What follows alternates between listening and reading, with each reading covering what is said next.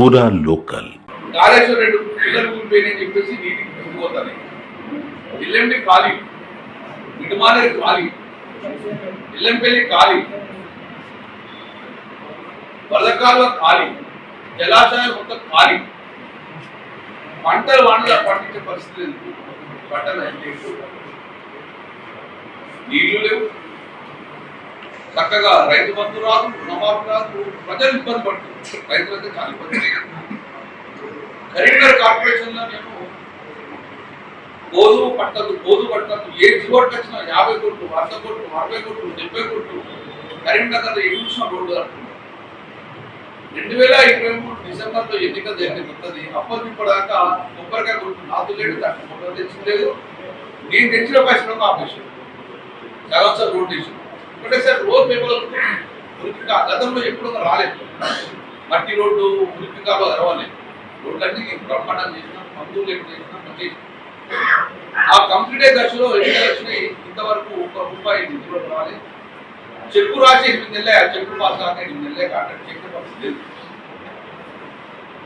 అంటే ఎక్కడెక్కడ అభివృద్ధి ఆగిపోయింది, ఎక్కడెక్కడ అభివృద్ధి ఆపేసింది, ఇష్టాలు ఆగిపోయింది. నీటి బంధు కన్నెపల్లి పంపలు మీకు చెప్పాలి. గోదావరి నీళ్ళు కిందికి పోతా ఉంటాయి. మేడిగడ్డ ఆనగట్ట కడితే ఆ నీళ్లు కన్నెపల్లి పంపోజ్ వచ్చి వెళ్ళిపోతాయి. మేడిగడ్డ కూడా 2 పిల్లలు రిపేర్ చేస్తే మన బాత్రూమ్ లీకంటే ఇల్లులో ఉంటామా? రిపేర్ చేసుకుంటారు.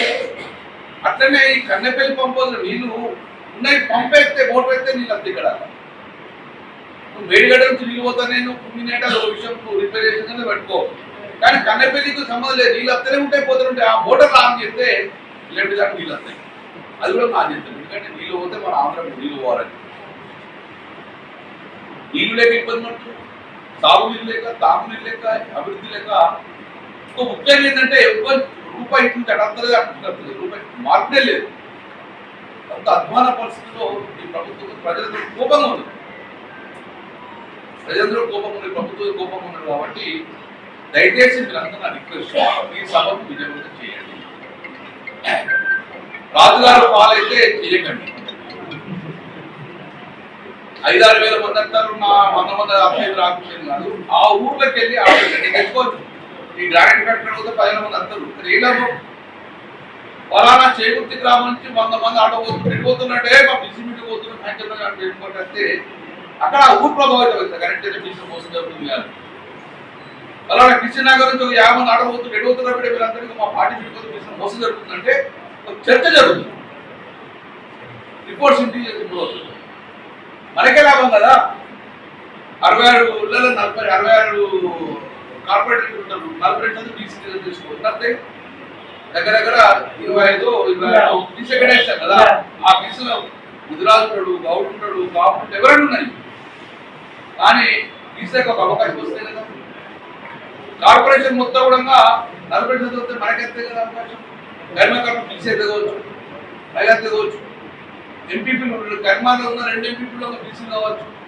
సో ఇట్లా అవకాశాలు మనకు వస్తాయి. కాబట్టి దయచేసి ప్రభుత్వం మాట ఇచ్చి గొప్పగా ఓట్లను కొలగొట్టుకున్నాం.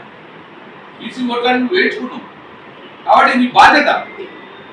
నీ చేతిలో ఉన్నాయి కూడా మంత్రులు 18 మంది మంత్రులు ఉన్నారు. ముఖ్యమంత్రితో పాటు మంత్రులు 17-18 మంది మంత్రులు ఉంటారు. 42% అంటే 8 మంది మంత్రులు ఉండాలి. మనం ఇంతమంది ఉన్నారు, ముగ్గురు ఉన్నారు. నీ చేతులు ఉన్న ఫస్ట్ 8 మంది మంత్రులు.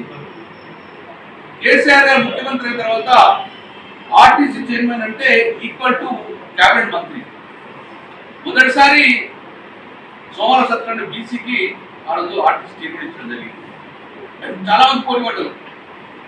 కానీ బీసీకి ఇస్తా అని చెప్పి రెండోసారి కూడా బాధ్యత కోరుతున్న బీసీకి ఆర్టీసీ చైర్మన్ ఇచ్చింది. అది ఈక్వల్ టు క్యాబినెట్. అది జిహెచ్ఎంసీ మేయర్ గా మొదటిసారి బొత్తు రామన్ బీసీకి ఇచ్చిన ఓసీ ఉంటే చాలా ప్రయత్నం చేసింది. రెండోసారి కూడా బీసీకే కేటాయించడం జరిగింది. మనకి ప్రధాన డిమాండ్ అది. ఈ కార్పొరేషన్ చైర్మన్, ఆర్టీసీ చైర్మన్, ఇవన్నీ కూడా నీ చేతిలో ఉన్న పనులు ఇమీడియట్ గా బీసీలకి. మన కార్పొరేషన్ చైర్మన్ లేచి 42 మందిని అగ్రవర్ణాలు లేచి 6-7 ఊళ్ళు బీసీలు లేచి. మరి నీ కోట 42 మందిని 50 మంది చేస్తే అది ఎన్ని రావాలి? 21 మంది రావాలి. 7 మంది ఇవన్నీ కూడా వేడి ముట్టి కాకా పెడితే ప్రభుత్వం దిగొస్తాయి.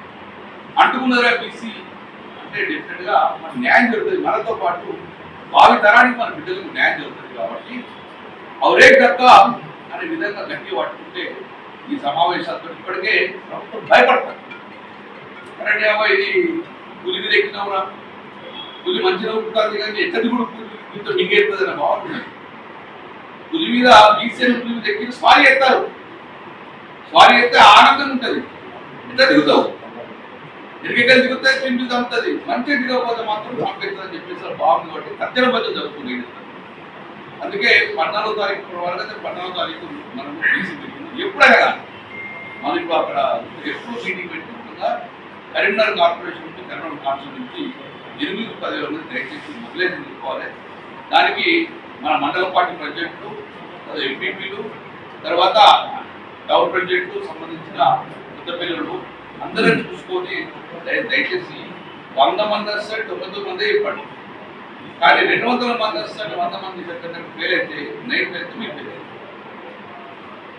దాన్ని ఆల్టరేషన్ చేసుకోవాలంటే ఆ ఊళ్ళో ఎన్నెంతో పగడపడి చూసుకుందాం.